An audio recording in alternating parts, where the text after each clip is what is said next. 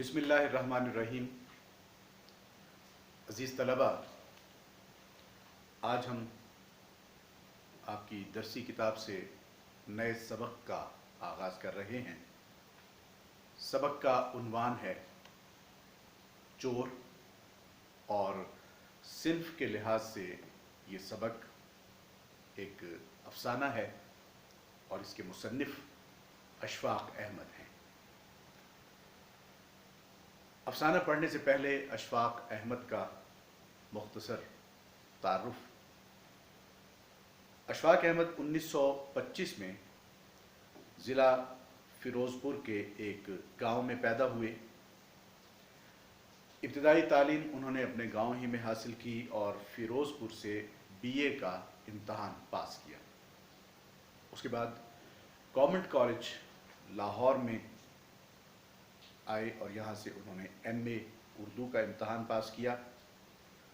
روم university اور گرینوبلے university France سے اطالوی اور فرانسیسی زبانوں کے ڈپلومے حاصل کیے۔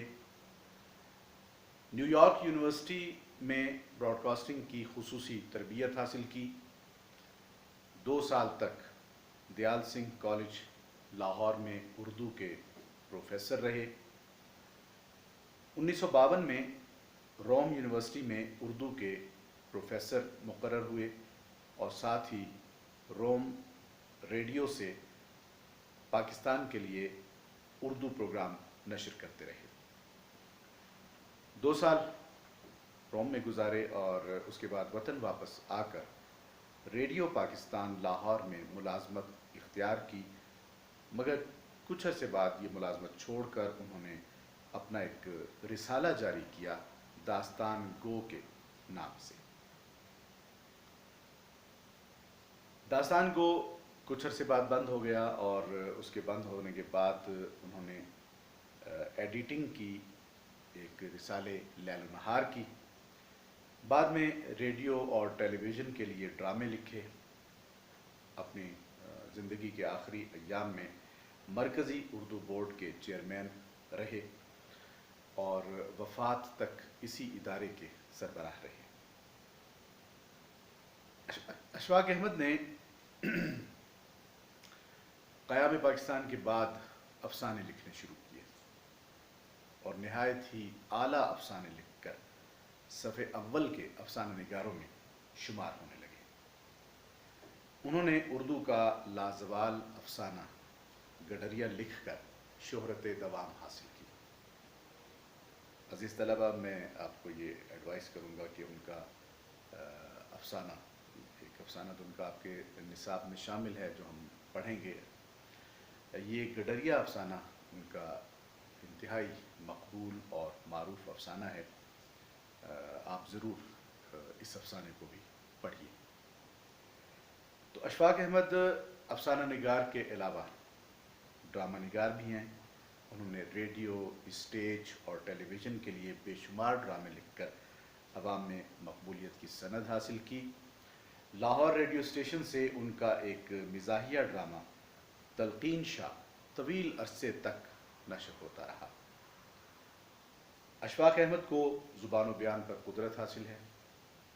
ان کی زبان ہمیشہ سادہ اور عام فہم ہوتی ہے، جس میں شگفتگی، برجستگی، بے ساختگی بدرجہ اتم پائی جاتی ہے۔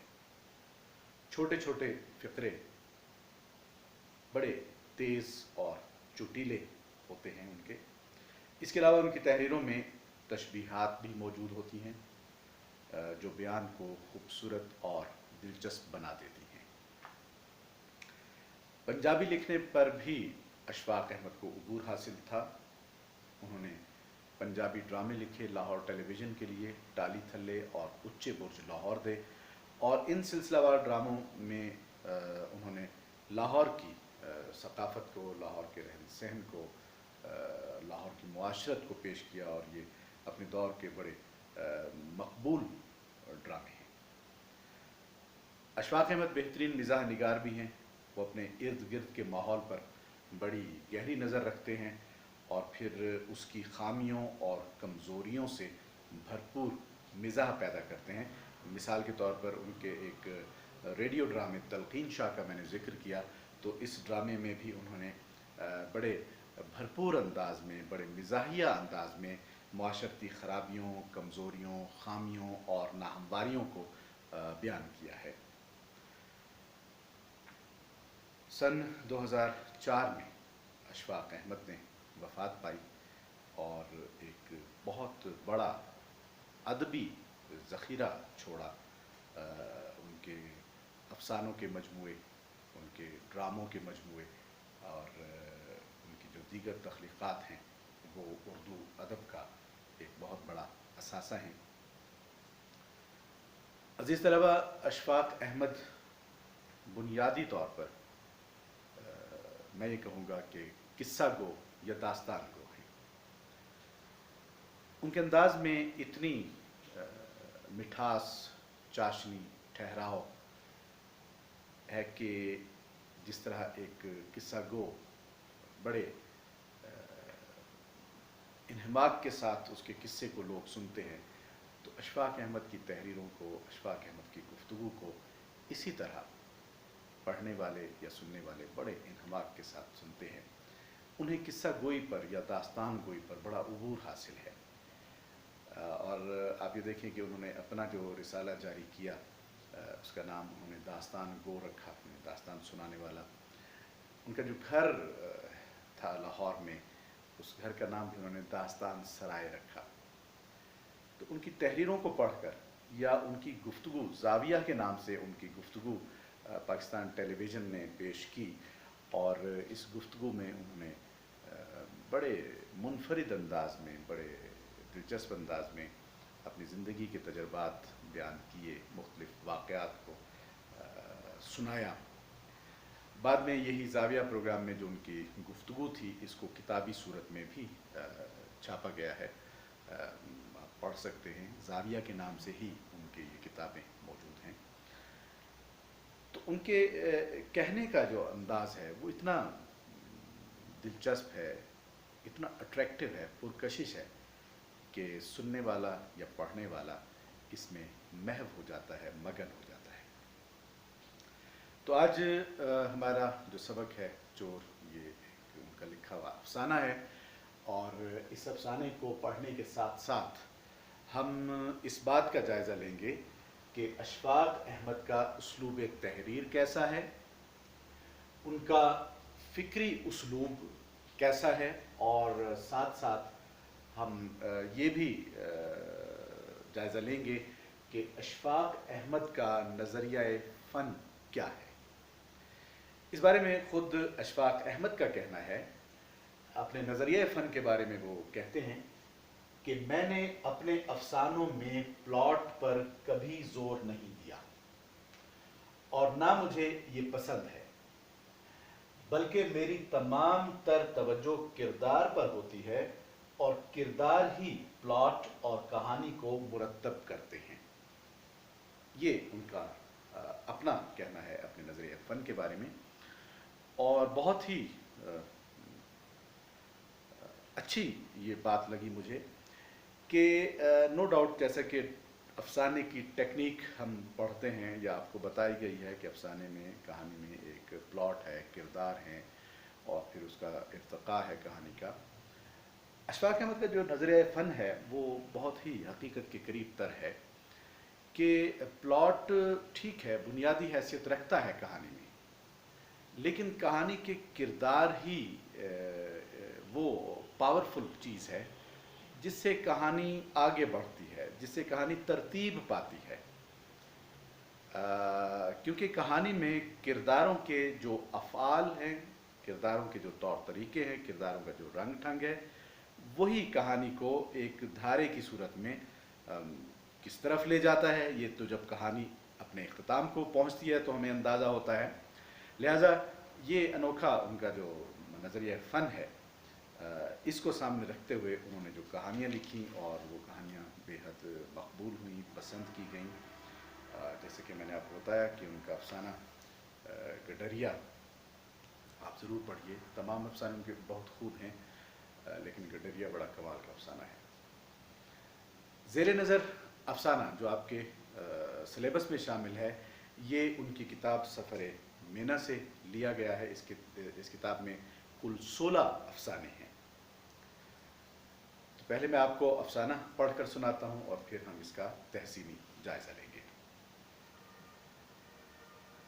جب اس نے اندر کوٹلی میں پہنچ کر دروازہ بند کیا تو اس کا دل ذرا سا گھبرایا، لیکن پھر اس نے جی کڑا کر کے جیب سے چھوٹی سی ٹارچ نکالی اور روپیہ بھر روشنی کا ہالہ فرش پر چھوڑ دیا۔ کمرے میں دھیمی سی روشنی ہوئی اور اس نے آگے بڑھ کر الماری کا پٹ کھولا۔ الماری دواؤں کی بوتلوں سے بھری ہوئی تھی۔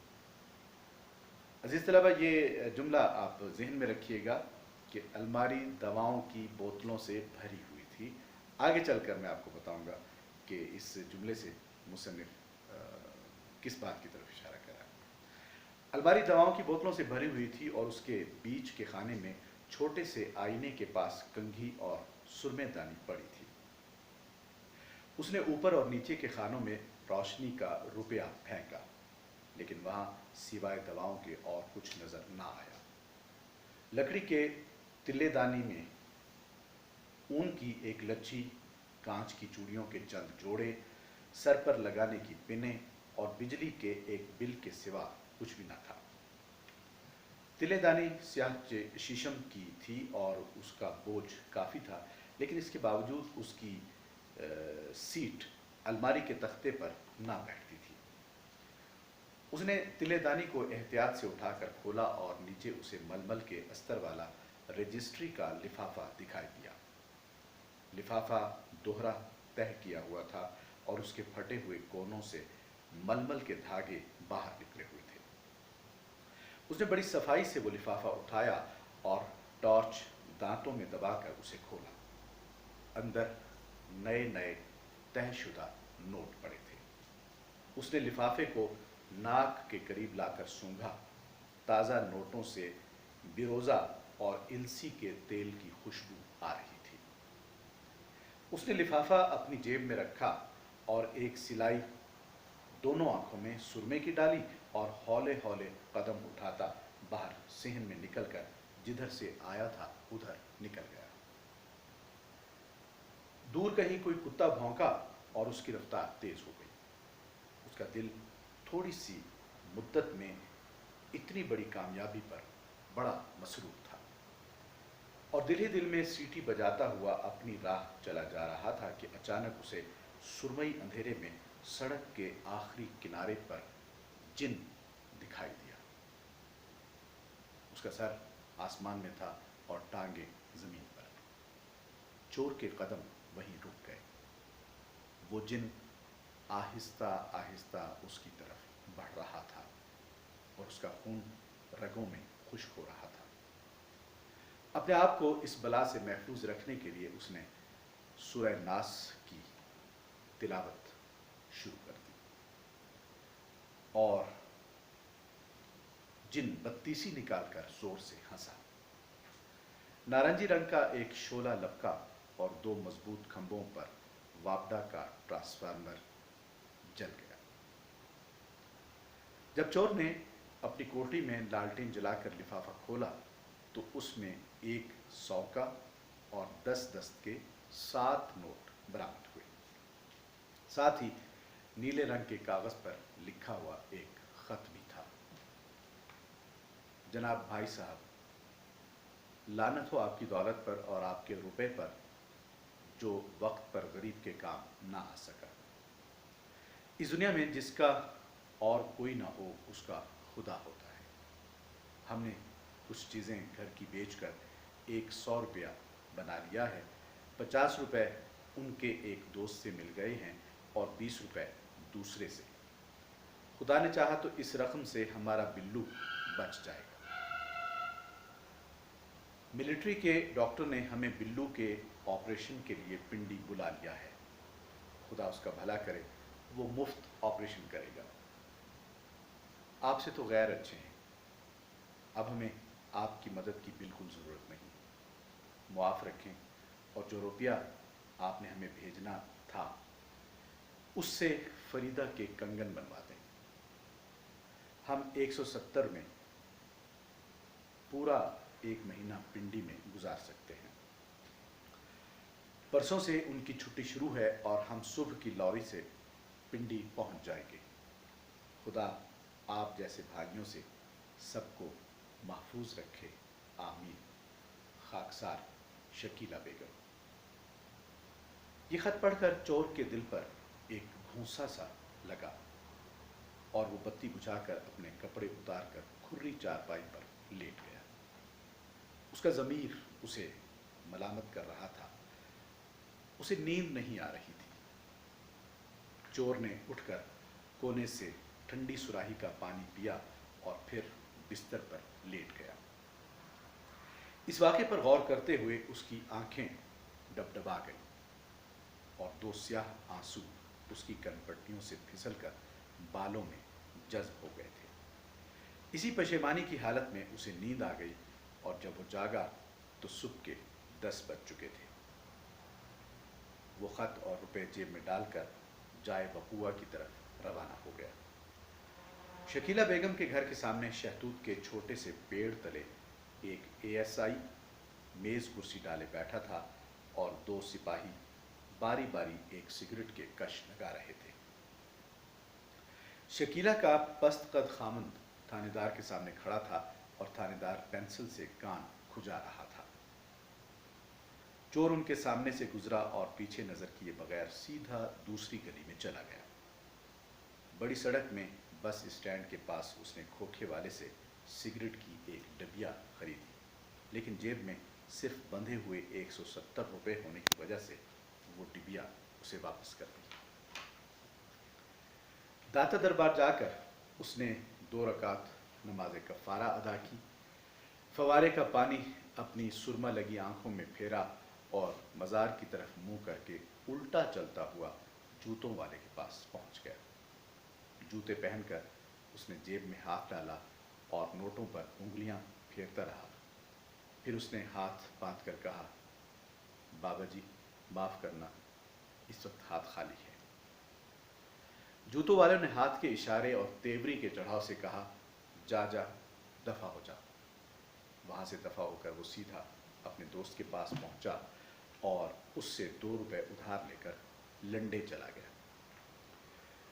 یہاں 8 آنے کی اس نے روٹی کھائی، 1 روپیہ بیٹھک میں جا کر ہار دیا اور باقی 8 آنے 3rd کلاس کے مسافر خانے میں فقیروں کو بانٹ دیے۔ رات کے قریب جب وہ شکیلہ کے گھر کے سامنے سے گزرا تو وہاں اندر کی بتی روشن تھی۔ اس نے چاہا کہ رجسٹری کا لفافہ اندر اچھال دے، لیکن پھر اسے حوصلہ نہ ہوا اور وہ جی کڑا کر کے گھر کے آگے سے گزر گیا۔ رات بھر چور اپنے ضمیر کے ساتھ جھگڑتا رہا، لیکن اسے کامیابی نصیب نہ ہوئی۔ صبح اس نے اپنے ضمیر کے آگے ہتھیار ڈال دیے۔ مسجد کے ستاوے میں ٹھنڈے پانی سے نہانے کے بعد سیدھا شکیلہ بیگم کے گھر پہنچا اور کنڈی کھٹکھٹا کر جیب میں ہاتھ ڈال کر کھڑا ہو گیا۔ اس کا ارادہ تھا کہ جو ہی کوئی دروازہ کھولے گا وہ رجسٹری والا لفافہ اس کے قدموں میں پھینک کر ہوا ہو جائے گا اور پھر کبھی ادھر کا رخ نہ کرے گا۔ دروازہ کھلا، اس کے سامنے شکیلہ بیگم کا پستہ قد خامند کھڑا تھا۔ چور نے اپنی جیب سے لفافہ کھینچ کر جب پستہ قد آدمی کے سامنے مٹھی کھولی تو اس کے ہاتھ خالی تھے۔ اس نے اپنا ہاتھ پورا کھول کر کہا، میرا نام محمود علی ہے اور مجھے قریشی صاحب سے ملنا ہے۔ شکیلہ کے خاوند نے اس سے ہاتھ ملاتے ہوئے کہا، معاف کیجیے، یہاں کوئی قریشی صاحب نہیں رہتے۔ چور نے کہا، یہ مکان نمبر 327 نہیں کیا؟ جی نہیں۔ شکیلہ بیگم کے خاوند نے معذرت بھرے لہجے میں کہا، یہ مکان 376 ہے۔ اوہ معاف کیجیے گا۔ چور نے اپنا ہاتھ ایک بار پھر اس کے سامنے پھیلایا اور مصافحہ کر کے اطمینان سے چل دیا۔ راستے میں اس کے ضمیر نے اسے پھر ملامت کرنا شروع کر دیا۔ چور نے چائے والے کی دکان پر بیٹھ کر ضمیر کو سمجھایا کہ اس نے ایمانداری سے روپیہ واپس کر دینے کی کوشش کی تھی، لیکن اس کے ہاتھ اور اس کی انگلیوں نے ساتھ ہی نہیں دیا۔ وہ کیا کرتا؟ اپنے ضمیر کے ساتھ 3 دن اور 3 راتیں جھگڑا کرنے کے بعد چور کی قوت مدافعت جواب دی گئی۔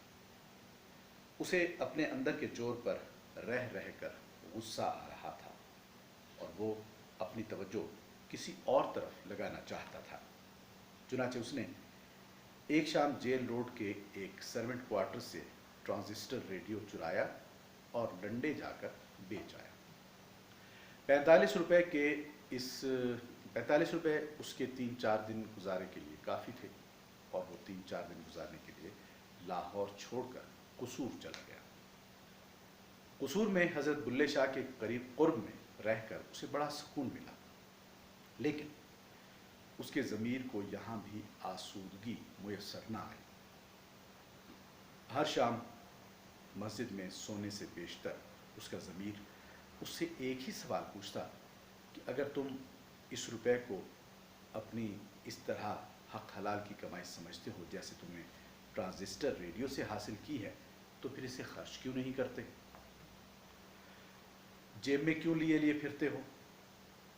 چور اس کا ایک ہی جواب دیتا کہ ابھی مجھے اس کے خرچے کی ضرورت ہی نہیں پڑی، اس لیے خرچ نہیں کرتا، جو ہی ضرورت پڑے گی خرچ کر لوں گا۔ لیکن اس کا دل اس جواب سے مطمئن نہ ہوتا، اور یہ اسے کچا سا جواب سمجھتا تھا۔ چور حیران بھی تھا اور ناخوش بھی۔ اسے یہ چوری بہت مہنگی پڑی تھی، نہ کام آتی تھی نہ جان چھوڑتی تھی۔ آخر اس نے فیصلہ کیا کہ وہ شکیلہ بیگم کا خط پھاڑ ڈالے جو ان روپوں کے ساتھ رکھا ہوا تھا۔ چنانچہ اس نے ایک شام باہر کھیتوں میں ریل کی پٹڑی پر بیٹھ کر وہ خط پھاڑ کر اس کے پرزے ہوا میں اڑا دیے۔ رات جس وقت وہ سونے کے لیے مسجد کی صف پر لیٹا تو اس کا ضمیر پھر اسے لعنت ملامت کرنے لگا۔ چور 1 ہفتہ قصور میں گزارنے کے بعد پھر لاہور پہنچ گیا۔ مزنگ چورنگی پر لاری سے اترتے ہی وہ سیدھا شکیلہ بیگم کے گھر کی طرف روانہ ہوا۔ اس نے راستے میں رجسٹری والا لفافہ ایک نالی میں پھینک دیا۔ 170 کے نوٹ احتیاط سے جیب میں ڈال لیے۔ جب وہ گلی کے موڑ پر پہنچا تو اندر سے ایک بچے کا جنازہ نکل رہا تھا۔ اس کا ایک پایا ایک پست قد آدمی کندھے پر اٹھائے ہوئے تھا اور وہ زار زار رو رہا تھا۔ چور نے آگے بڑھ کر پست قد آدمی کی جگہ کندھا دیا اور پھر اس سے ایک دوسرے آدمی نے کندھا بدل لیا۔ ایک سفید ریش بزرگ شکیلہ بیگم کے خامند کو بغل میں لے کر چل رہا تھا اور اسے صبر کی تلقین کر رہا تھا۔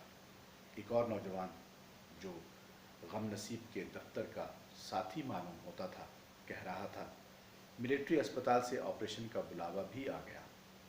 کرنل صاحب نے وعدہ بھی کر لیا تھا کہ مفت آپریشن کریں گے، اور یہ کوئی نیا آپریشن بھی نہیں تھا، بس ذرا دل کی نالی میں انگلی ڈال کر اسے کھولنا ہوتا ہے۔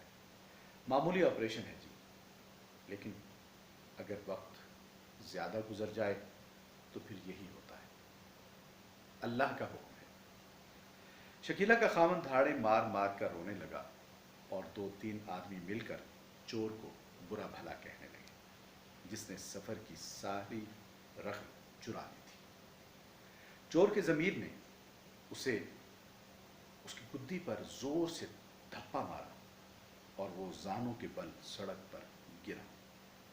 2 آدمیوں نے اسے کندھے سے پکڑ کر اٹھایا اور اس کے چھلے ہوئے زانوں پر ہاتھ پھیرا۔